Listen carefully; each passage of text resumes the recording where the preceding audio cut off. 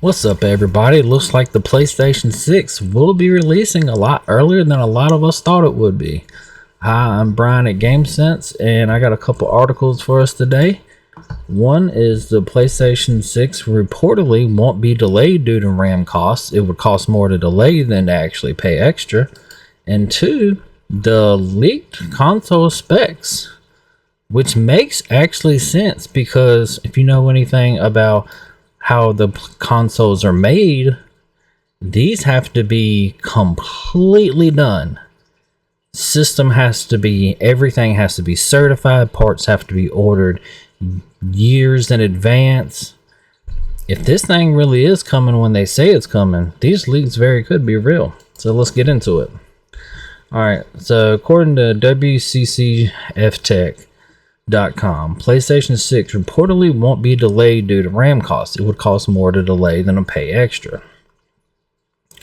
Will reportedly stick to its 2027, early 2028 launch window, despite rising component costs, as the financial penalty for delaying TSMC 3nm products far outweighs the current Ramageddon price hikes.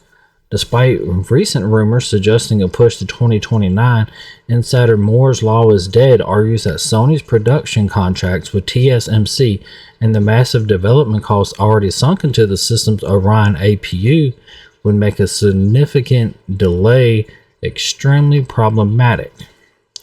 According to the report shared in the new YouTube video, Sony has reportedly already secured its 3nm manufacturing allotment from TSMC for Q2 of 2027. Pulling out now would be a massive issue for the Japanese company, as it wouldn't just result in a short delay but also make it lose its priority status, potentially bumping it behind other TSMC customers for years. In this quote, paying extra for RAM is not worth delaying something, Moore's Law is Dead said in the video, highlighting that Sony has spent tens of millions over several years designing this specific APU. Paying more for GDR7 memory simply wouldn't be comparable to the cost of stalling a multi-billion-dollar production cycle. He's not wrong. These deals are done years in advance. Once the specs are done, they reach out to people, they find out, hey, we need a certain amount of units. We need someone that can handle potentially 100 million because all the recent PlayStations have basically hit 100 million. So they need someone who's going to be a long-term partner, but also someone who's going to be there before the system even comes out. They need someone to have these ready for when these things are ready to ship. Launching the PlayStation 6 amidst price increases would be nothing new for Sony.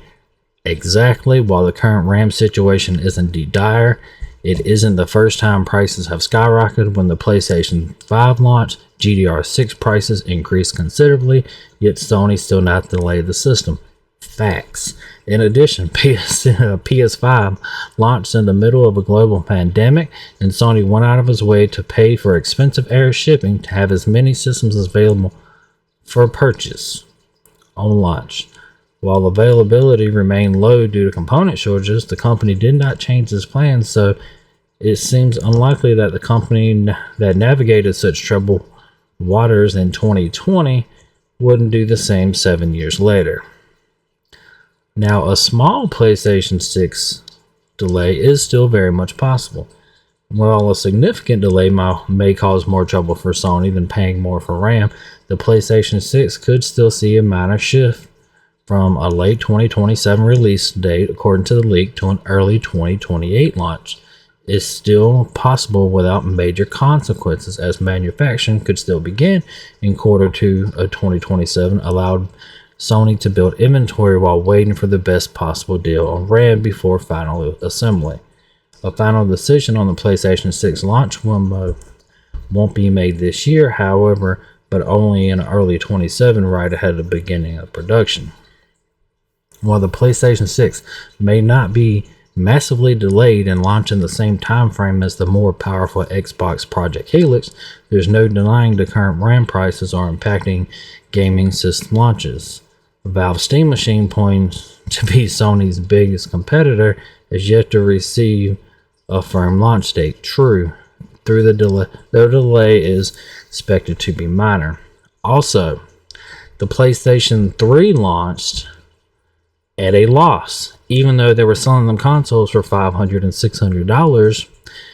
The average cost for those consoles were north of $800. They were like $800 and like $80 or something. Sony was taking damn near a $300 loss on every single console because they knew they would make it back on games and everything else. Now, according to overclock.net, full PlayStation 6 console specs leak unveiling huge performance boost. Now, I'll read this in a minute, but this is what it's saying. It's going to have 4 Zen 6 C cores, 2 Zen LP cores, 16 RDNA 5 CUs, 192-bit LPDDR5X, and 135mm TSMC 3nm. Okay. Now, here's more. PlayStation Orion PS6 home console full spec leak.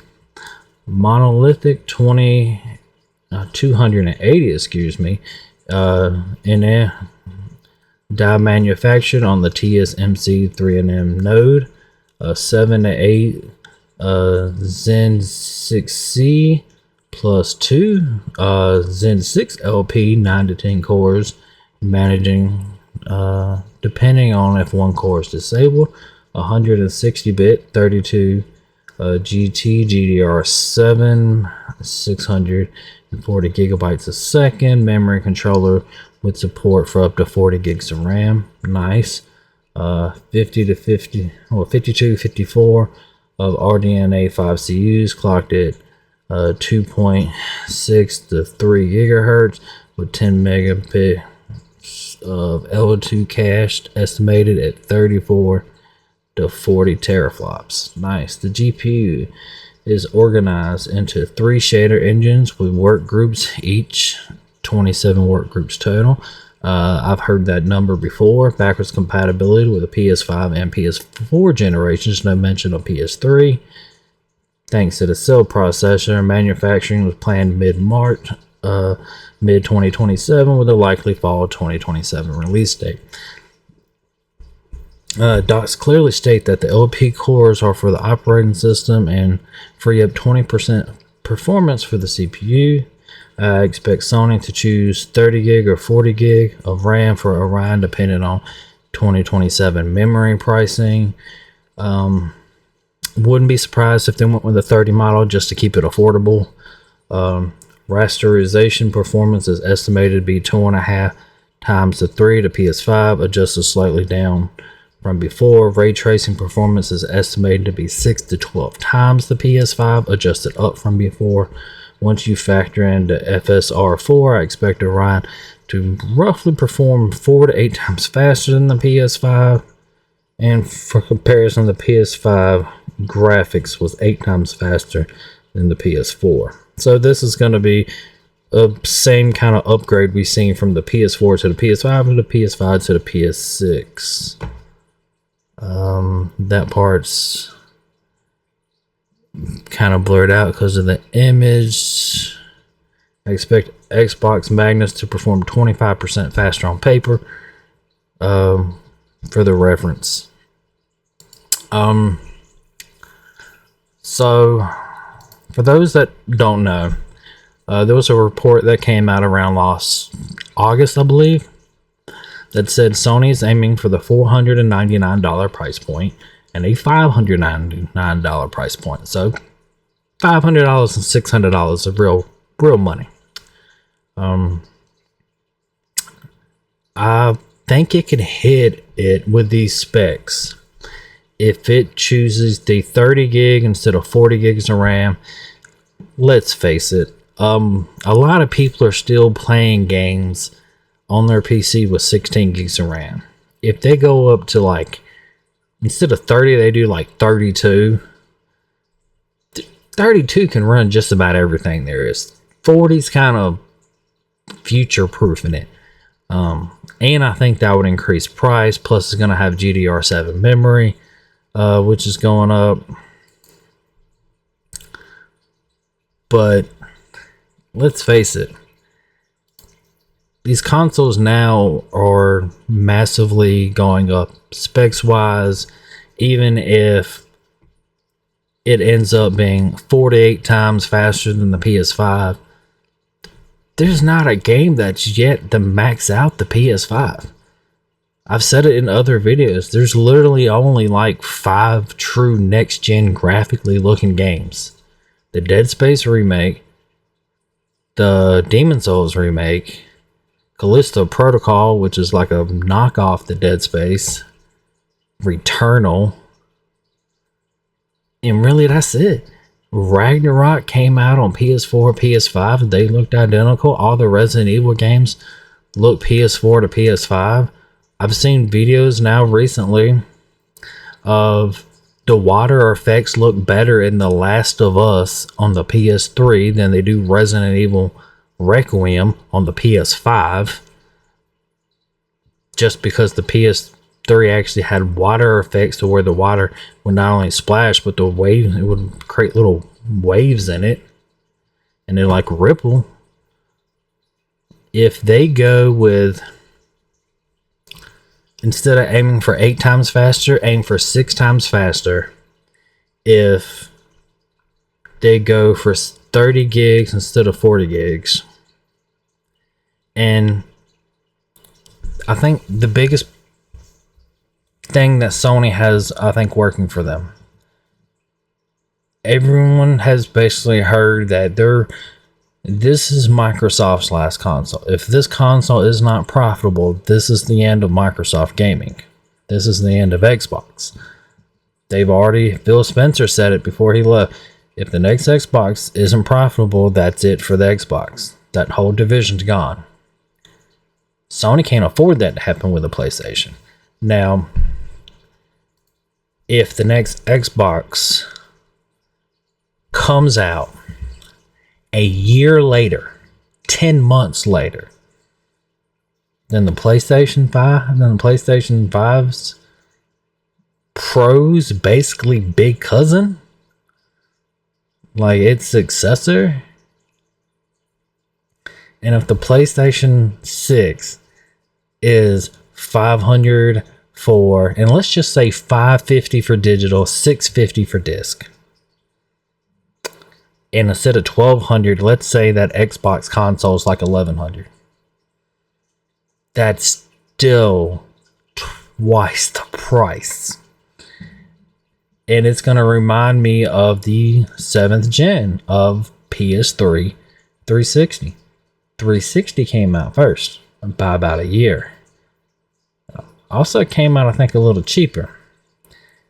And even though it was hard to develop for the 360, because it came out first and game developers had to work on it first, game developers didn't switch to start working on Sony first and then porting it to Xbox till about 4 years into the console life.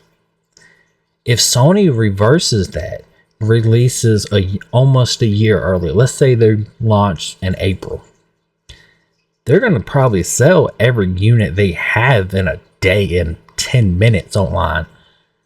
They're going to sell 25 million in the first year, well, before Xbox has even got there. Then you're telling me that they're going to be half the price. So a year early, half the price, and the Xbox is going to be 25% more powerful. I think Xbox is making the same mistake that they've made time and time again. They're so worried about power, they don't make it easy to develop for. The PlayStation 4 was so easy to develop for. Every developer jumped on that and didn't even consider Xbox. You're like, look, the second half of the 7th gen, we mainly produced on PlayStation, and then we ported it to Xbox because it was a better trade-off, because porting from the Xbox to the PlayStation just made the games janky and they didn't work and they were buggy. But going the opposite direction from Sony, because it was easier to develop for, from Sony to Xbox, the games turn out a lot better. So that way, less time fixing bugs and stuff. This is something that I think is true, because if we know 2027 was what it was being reported that is gonna, like, that was gonna be the release date. And I did think it weird when people were like, oh, hey, this is gonna get delayed to 2028, 2029. I never believed that, because these deals that people don't understand are made years in advance. Because you just don't sign a contract with someone like Sony, and Sony's like, we're gonna need 20 million for the first year, then we're gonna need 15 to 20 million for the next 6 years, and then after that we're probably still gonna need 5 to 10 million of these chips. You don't turn down that deal if you're Sony, and you don't turn down that deal if you're the team working with Sony. That is a massive deal for a company, because let's say your profit margin is a mere $2 on memory or whatever you're producing for Sony. The PlayStation 5 by the end of the year will be at 100 million units. Next year, it will probably be at 115. The PlayStation 4 was at 114. The PlayStation 3, I forget the numbers, but I think it was close to 100 million. The PS2 was like 150 million or something. If you make a deal with Sony about their PlayStation, even if you made $2, which they're making more than that, per unit, and this system sells like the last, well, basically every PlayStation has sold roughly 100 million. That's a $200 million deal. And that's if they make $2 profit per unit. That's not gonna happen. You know they're probably making $20 a unit.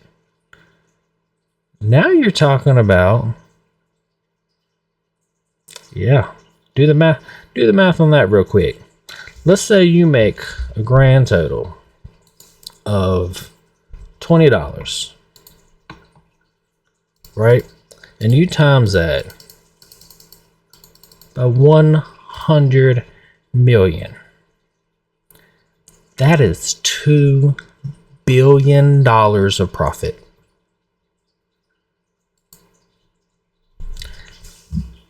If you're a company, what if you're not even valued at the billions? What if you're valued at like the hundreds of millions? This one deal sets you up for the next decade. It sets you up possibly for the next 20 years if you can land another contract with Sony. Matter of fact, I might even toss them like, hey, we might toss a couple more dollars off per unit if you give us the PlayStation 7 deal. Or if we're making the kind of memory or whatever that component you need for the PlayStation 7. Because remember, once the day the PlayStation 6 launches, Sony then already has a team working on the next console. Matter of fact, the PlayStation 4 was in development while the PlayStation 2 was still producing games. They had already knew what they wanted the PS3 to be. They saw where technology, Mark Cerny saw where technology was going, and they said, hey, we want it to be this powerful, we want it to be this fast, we want it to be this cool, we don't want it to overheat, and we want it to be super freaking easy to develop for. And they saw into the future and they made it happen. Even if Sony took a loss on every console, if it's not $300 losses, and remember, when you buy stuff, if you buy 1,000 of something, you get a discount. If you buy 100 million of something, you get a massive discount. Matter of fact, you might get it just over asking price. And if you're making a deal with Microsoft, even if you make $10 a unit and you make a chip or something for Microsoft, and they sell 40 million consoles, make $10 a chip off that, you still got almost a $500 million deal. Because it'll probably need them chips in the long run, or might need it for something else. Like, signing that deal with Sony is a massive deal for that company, and it's a massive deal for both parties. It's a massive deal. Sony can guarantee a price that they want, and whoever has what Sony needs can get some profit with a potential 100+ million units of whatever they have. That means that company is set for well over a decade. What if that company that they're working with is only worth $500 million and they've been around for 20 years? This would make them worth 4 times in 5 years what they were worth in the last 20. So it wouldn't surprise me if Sony took a loss on these, and realistically they are. If they really are sticking to the $499 price point, the $599 price point, just saying real people math, because that's business math, always go $1 cheaper to say you're not as expensive as that. And even if they went to $550 for discless and then $650 for disc, and they went with the lower specs, so instead of being 4 to 8 times faster, let's say they hit the middle ground and they go, we're 6 times faster than the PS5. There's even the true next gen graphically games that there are on next or on current gen with PS5, none of them have touched or maxed out the PS5 to where it was struggling. You're talking about, even if you meet in the middle, 6 times more powerful than that. This system won't have any trouble running anything. I mean, you got games saying, hey, we have recommended specs of 32 gigs. And then they do nothing special really in that game compared to the one that came out before it that might have only needed 8 gigs or 16 gigs. And it's like, why do you need so much more RAM? Why do you need so much more memory? I'm not seeing why, because not a lot of stuff changed. But anyway, I do say take all of this with a grain of salt. But knowing how manufacturing and all that stuff works, where these deals are done years in advance,